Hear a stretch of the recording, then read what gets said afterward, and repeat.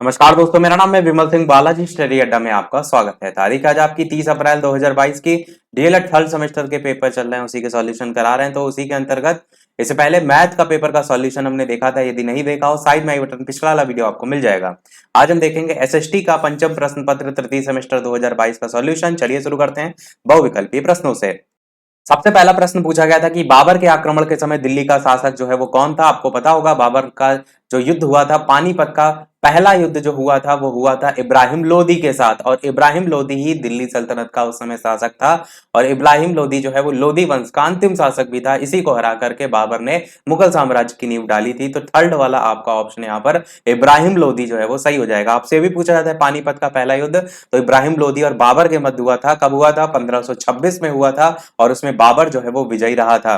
तो आपका आंसर यहाँ पर इब्राहिम लोदी जो है वो सही होगा। दूसरा प्रश्न कह रहा है कि हुमायूं नामा का रचयिता जो है वो कौन था। बहुत ही आपकी रचना पूछी जाती है। पूछे जाने का कारण ये होता है क्योंकि लगता है ना हुमायूं नामा है तो हुमायूं ने लिखी होगी, ऐसा नहीं है। गुलबदन बेगम जो है उन्होंने जो है वो लिखी थी। कौन थी गुलबदन बेगम? तो ये जो है वो बाबर की पुत्री थी। किसकी पुत्री थी? बाबर की जो है वो पुत्री थी। और इन्होंने ही जो है वो लिखी थी हुमायूं नामा। आपको पता होगा तो बाबर के बाद कौन आता है? हुमायूं आता है। तो बाबर का पुत्र था आपका हुमायूं। बाबर, हुमायूं, इस प्रकार से क्रम चलता है भाजसा करके, वो मैंने काफी बार आपको बताया है। तो गुलबदन बेगम आपका यहां पर सही हो जाएगा। तीसरा प्रश्न था कालिंजर का दुर्ग जो है वो कहां पर स्थित है। ऑप्शन एबीसीडी में से आपका ऑप्शन बुंदेलखंड जो है वो सही हो जाएगा। कालिंजर का जो किला है वो आपका बुंदेलखंड में जो है वो स्थित है। चौथा प्रश्न देखते हैं। तो पानीपत का दूसरा युद्ध पूछा गया था किसके किस कब हुआ था, ये नहीं पूछा गया था किसके किसके बीच। तो 1526 में पहला पानीपत का युद्ध हुआ था। 1556 में पानीपत का दूसरा युद्ध हुआ था। तो आंसर आपका 1556 जो है वो बिल्कुल सही हो जाएगा। बहुत बार पूछा जाता है किसके किसके बीच हुआ था। तो विक्रमादित्य, जिसको हम हेमचंद्र विक्रमादित्य कहते हैं, हेमू भी कहते हैं, तो हेमू और अकबर की सेना के बीच में जो है वो लड़ा गया था 1556 में। और पानीपत का जो तीसरा युद्ध था वो कब हुआ था? तो वो आपका 1761 में जो है वो हुआ था।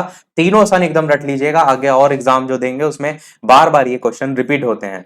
अगला पूछा गया है ख्वाजा मोइनुद्दीन चिश्ती की दरगाह जो है वो कहां पर स्थित है। अजमेर, मालवा, फतेहपुर सीकरी या ग्वालियर। तो ऑप्शन एबीसीडी में से आंसर की बात करते हैं। आपका अजमेर जो है वो सही हो जाएगा। और अजमेर कहां पर? तो राजस्थान जो है आपका सही हो जाएगा। तो आप क्या कहेंगे कि ख्वाजा मोइनुद्दीन चिश्ती दरगाह राजस्थान के शहर अजमेर में जो है वो एक प्रसिद्ध स्थल के रूप में जो है वो जाना जाता है। और इसी को दरगाह अजमेर शरीफ के नाम से भी जो है वो जाना जाता है। तो पहला ही आपका ऑप्शन यहाँ पर सही होगा। और भारत में से भारत का मक्का के नाम से भी जो है वो जाना जाता है, क्योंकि मक्का के बाद सभी जो मुस्लिम तीर्थ स्थल है इसमें इसका दूसरा स्थान है।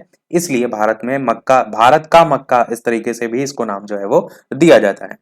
छठा प्रश्न है कौन से देश के व्यापारी सबसे पहले व्यापार करने भारत आए थे। तो आपको बहुत बार मैंने ट्रिक बताई है, पुत्र अडा डैड फंसा, पुत्र अडा डैड फंसा है, रट लीजिए, पुत्र अडा डैड फंसा। ये एक छोटी सी ट्रिक है। और कभी भी अगर आपको याद करना हो तो आप आसानी से जो है वो याद रख सकते हैं।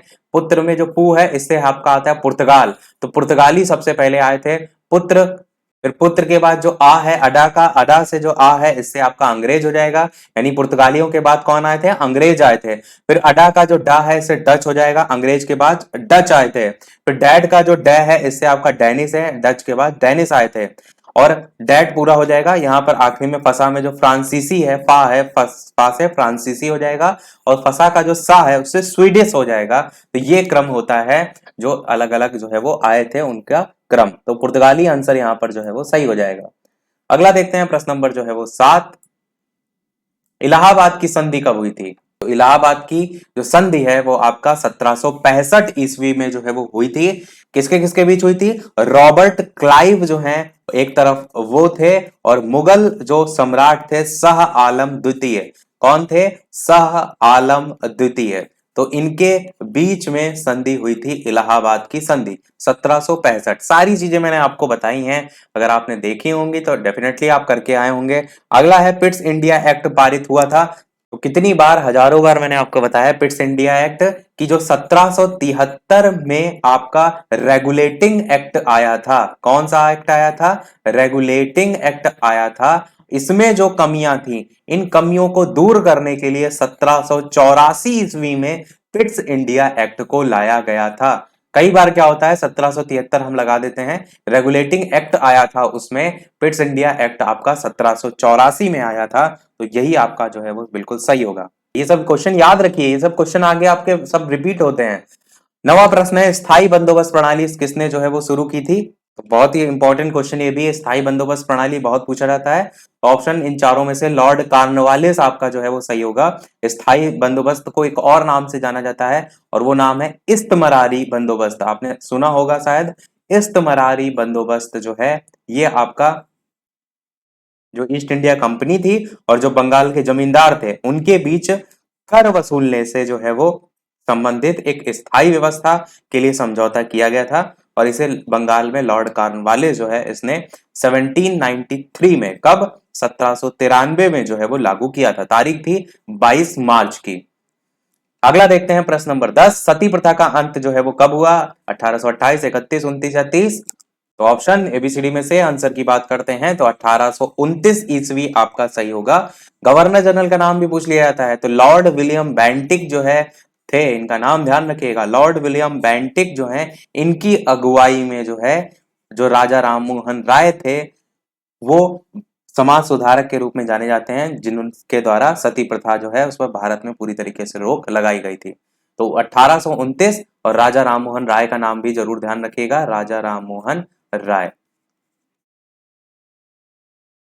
अगला प्रश्न देखते हैं आपका 11वां, कि भारत में डाक विभाग की स्थापना जो है वो कब की गई थी? ये भी काफी अच्छा प्रश्न है। 1851, 53, 52 या 54 में? 1854 ईस्वी आपका सही हो जाएगा। तारीख आपकी है 1 अक्टूबर 1854 ईस्वी को जो है वो डाक विभाग की स्थापना भारत में की गई थी। इसको रट लीजिएगा, बहुत ही अच्छे अच्छे प्रश्न पूछे गए हैं आपके। 12वां प्रश्न था, राज्यसभा का पदेन सभापति अध्यक्ष कौन होता है? तो राज्यसभा का जो है वो उपराष्ट्रपति होता है, आपको मैंने बहुत बार बताया है। तो आपका यहाँ पर उपराष्ट्रपति जो है वो सही हो जाएगा। 13 नंबर प्रश्न देखते हैं, अच्छा उस तरफ होगा। वीडियो सभी लोग लाइक अवश्य करते रहिएगा, आपके लिए सबसे पहले सारी चीजें हम आपको उपलब्ध करा रहे हैं। तो 13 नंबर प्रश्न देखते हैं और वीडियो को शेयर भी करते रहिएगा। 13 नंबर प्रश्न आपका पूछा गया है कि रूबी जो है आपका है अब्रक है, तांबा है, लोहा है या फिर कोयला है? तो इन चारों ऑप्शन में से आपका अब्रक ही सही होगा। अब्रक, तांबा, लोहा, कोयला में से अब्रक जो है आपकी ये एक पाया जाता है। और कहाँ देखने को मिलता है? तो ये बिहार में मुख्य रूप से देखने को मिलता है, बाकी अन्य जगह भी देखने को मिलता है। तो आपका ये जो है वो अब्रक जो है वो सही हो जाएगा। अगला, भारत में कितने राष्ट्रीय जो है वो आपके जल मार्ग हैं? 1, 2, 3 या 4? यहाँ पर प्रश्न के ऑप्शन में कुछ गड़बड़ दे रखा है, क्योंकि राष्ट्रीय जलमार्गों की संख्या तो 111 है, जो कि ऑप्शन में दे ही नहीं रखा है। तो वैसे मुख्यतः 3 या 4 माने जाते हैं, कहीं कहीं 6 लिखे जाते हैं, तो इनमें से ही कोई आंसर होगा। 1 और 2 तो बिल्कुल नहीं है, 3 या 4 में से कोई हो सकता है। वैसे 111 इनकी संख्या है, तो इन्हीं में से अगर आपका आंसर देखा जाए तो 111 होना चाहिए, वरना 3 या 4 में से कोई आपका हो सकता है। लास्ट आपका जो बहुविकल्पी प्रश्न है, कौन संचार का साधन जो है वो नहीं है, पूछा गया है। Teleconferencing, helicopter, internet, email. Helicopter आपका संचार का साधन नहीं है, तो ये तो यातायात का साधन में आ जाता है। तो सेकंड वाला ऑप्शन यहाँ पर सही होगा। बढ़ते हैं हम हमारे अति लघु उत्तरीय प्रश्नों की तरफ। सबसे पहला प्रश्न, कि बाबर ने किस नाम से अपनी आत्मकथा जो है वो लिखी? तो आपको याद होगा, ये मैंने आपको बताया था मैराथन क्लास में, क्या कि बाबर जो है उसने बाबरनामा जो है वो लिखी थी। और किस भाषा में? तो तुर्की भाषा में जो है वो लिखी थी। भाषा भी अगर आपसे पूछी जाती तो आप आसानी से जो है वो कर ले जाते। अगला क्वेश्चन पूछा गया, शेरशाह का मकबरा कहाँ स्थित है? ये भी हमने आपको मैराथन वाली क्लास में बताया था, सासाराम में जो है वो शेरशाह का मकबरा है। ये भी बहुत जो है वो पूछा जाता है, और सासाराम आपका यहाँ पर सही हो जाएगा। अगला पूछा गया था, अकबर द्वारा बनवाए गए 2 किलों के नाम जो है वो लिखिए। तो एक तो आप आगरा का किला लिख सकते हैं, आगरा का किला जो है वो बनवाया था अकबर ने। एक आप बुलंद दरवाजा लिख सकते हैं, बुलंद दरवाजा जो है वो अकबर ने बनवाया था। अच्छा, जब ना कुछ भी समझ में आए कि क्या बनवाया था, तो आप कई बार ऐसे भी लिख सकते हैं अकबर के ही नाम से, कि अकबर जो है उसका मकबरा। वैसे अकबर का मकबरा खुद अकबर ने बनवाया था, 1605 में बनना स्टार्ट हुआ था। तो वैसे भी है, आपको अगर नहीं आ रहा है वैसे, तो बुलंद दरवाजा और आगरा किला आपका सही होगा। आगरा किला आपका जो है, आपका जो ताजमहल है वहां पर ही पास में है आपका आगरा किला। आप लोग घूमने गए होंगे तो आपने देखा होगा। 19 प्रश्न देखते हैं, कि प्लासी का युद्ध किसके किसके बीच लड़ा गया था? ये भी मैंने आपको बताया था। प्लासी का युद्ध 1757 में तो 23 जून 1757 की जो है वो तारीख थी और लड़ा गया था ये आपका अंग्रेज के जो सेनापति थे जिनका नाम था रॉबर्ट क्लाइव। क्या नाम था? Robert Clive. और दूसरी तरफ कौन था? तो दूसरी तरफ थे बंगाल के नवाब सिराजुद्दौला। कौन थे? बंगाल के नवाब सिराजुद्दौला। तो इन दोनों के बीच में जो है वो लड़ा गया था। बस ये आपका बिल्कुल सही होगा। तो ये आपका हो जाएगा। अगला देखते हैं प्रश्न नंबर 20। शाहजहां द्वारा बनवाई गई दो प्रसिद्ध इमारत। अरे भैया बहुत बढ़िया पूछा गया क्वेश्चन। आप सभी जानते हैं शाहजहां ने क्या बनवाया? ताजमहल बनवाया। मुमताज अपनी बेगम के लिए तो ताजमहल एक लिख सकते हैं। और लाल किला जो है वो बनवाया है शाहजहां ने। शाहजहां के काल में एक्चुअल में स्थापत्य कला की दृष्टि से आप देखेंगे तो बहुत काम हुआ है। लाल किला बनवाया है इसने। जामा मस्जिद जो है वो शाहजहां ने जो है वो बनवाया था। आपका रेशमा बाग हो गया, शाहजहां बाग हो गया, मोती बाग हो गया, दीवाने आम है, दीवाने खास है। बहुत सी चीजें शाहजहां के द्वारा बनवाई गई। अच्छा, जो आगरा का किला हमने आपको बताया, आगरा का किला बनवाने में भी इसका योगदान था शाहजहां का। स्टार्ट अकबर, अभी ऊपर क्वेश्चन आया था ना कि अकबर द्वारा बनाए गए दो किले, तो स्टार्ट अकबर ने किया था पर बाद में जो है वो शाहजहां ने उसको और कंप्लीट कराने का काम कराया था। तो इसमें भी लिख सकते हैं, उसमें भी लिख सकते हैं। ये होता है ना जब चीजें आपको नहीं आ रही होती तो इस तरीके के ऑप्शन आप ढूंढ सकते हैं। बाकी आप जो प्रसिद्ध कोई भी लिख के आए होंगे, ऐसा नहीं जो मैंने यहाँ बताई वही सही है। अगला देखते हैं कि द्वैध शासन व्यवस्था को किस गवर्नर ने समाप्त किया था। बहुत ही बढ़िया बढ़िया प्रश्न है। तो एक्चुअल में 1772 में जो है आपको याद होगा, तो मैंने ये क्वेश्चन शायद पेट के एग्जाम में या जूनियर एडिट के एग्जाम में आया था। द्वैध शासन जो व्यवस्था है उसको जो है वो समाप्त करवाया था। किसने करवाया था? उसका नाम भी पूछा जाता है। उसका नाम है वॉरेन हेस्टिंगस। रट लीजिए एकदम इस नाम को।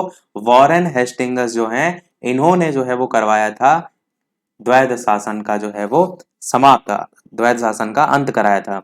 प्रश्न में यही पूछा ना कि किस गवर्नर ने समाप्त किया था, तो वॉरेन हेस्टिंगस जो है आपका सही होगा। वैसे तो इसमें बहुत से पॉइंट आप लिख सकते हैं। टीपू सुल्तान क्यों पराजित हुआ, कोई दो कारण लिखने हैं। और एक प्रमुख कारण था जो श्रीरंगपट्टनम की संधि हुई थी, आपको याद होगा। तो श्रीरंगपट्टनम की संधि के बाद जो है आपका जो तीसरा आंग्ल मैसूर युद्ध था वो समाप्त हो गया था। उस पर जो टीपू सुल्तान थे इन्होंने हस्ताक्षर किए थे। लॉर्ड कॉर्नवालिस उस समय थे, उन्होंने हस्ताक्षर किए थे। तो वहां से टीपू सुल्तान की शक्ति कमजोर पड़ गई थी, तो पराजित होने के कारण में एक वो लिख सकते हैं। और एक और आप अपने मन से लिख सकते हैं कि अंग्रेजों का एक दबाव पड़ने लगा था। तो काफी चीजें आप लिख सकते हैं। 23 प्रश्न है, लॉर्ड मैकाले जो है वो कौन था? कितना कुछ सेकंड सेमेस्टर में लॉर्ड मैकाले के बारे में आपने पढ़ा है। इनकी शिक्षा पद्धति के बारे में जो पढ़ा है वो कुछ भी आप इसके बारे में लिख सकते थे। जो शिक्षा की छनाई का सिद्धांत दिया था, जिसको निस्यंदन सिद्धांत कहते हैं, इनका मानना था कि आप उच्च वर्ग को शिक्षित कर दीजिए तो निम्न वर्ग उससे खुद ही जो है वो शिक्षा छन छन करके निम्न वर्ग अपने आप स्वतः जो है वो शिक्षित हो जाएंगे। तो इनके बारे में काफी कुछ आप लिख सकते थे। अगला प्रश्न पूछा गया था, भारत में पहला प्रथम रेल निर्माण कब जो है वो करवाया गया था? तो आपको पता होगा 1853 में आपकी जो है वो पहली ट्रेन चली थी मुंबई से थाने। बहुत बेसिक सा क्वेश्चन है। मुंबई का पहले नाम बम्बई हुआ करता था, तो बम्बई से थाने आप कहिए तो ज्यादा जो है वो सही होगा। तो बम्बई से थाने पहली जो है आपकी ट्रेन जो है वो चली थी। था ठाड़े। अगला पूछा गया था प्रश्न कि किस गवर्नर ने विलय नीति का अनुसरण जो है वो किया था? तो आपको याद होगा लॉर्ड जो डलहौजी थे उन्हीं की थी हड़प नीति। लॉर्ड जो डलहौजी थे, लॉर्ड डलहौजी, इनकी क्या थी? राज्यों की हड़प नीति। उसी को ही विलय नीति का नाम भी दिया जाता है। अन्य राज्यों को जो है ये मिला लेते थे, तो उसी के अनुसरण के संदर्भ में इनका नाम देखने को जो है वो मिलता है। अगला देखते हैं आपका, तो आंसर लॉर्ड डलहौजी सही होगा। 26 प्रश्न है कि संसद के स्थायी सदन का नाम क्या है? तो दो सदन होते हैं, एक लोकसभा एक राज्यसभा। जिसमें से आपका जो राज्यसभा होता है जिसका सभापति जो है आपका उपराष्ट्रपति होता है, ये आपका एक स्थायी सदन जो है वो होता है। तो ये आपका सही होगा। स्थायी सदन होता है 6 वर्ष के लिए होता है। समय आपको पता होना चाहिए और ये भी पता होना चाहिए कि इसके जो 1/3 सदस्य होते हैं वो प्रत्येक 2 वर्ष में जो है वो सेवानिवृत्त जो है वो होते रहते हैं। वर्तमान में अच्छा अगर बात करें लोकसभा के सदस्यों की संख्या कितनी है तो 543 है। राज्यसभा के सदस्यों की संख्या 245 है। अगला देखते हैं 27 नंबर प्रश्न की प्रदेश का उच्च न्यायालय कहाँ स्थित है। तो ये अब सब जानते हैं।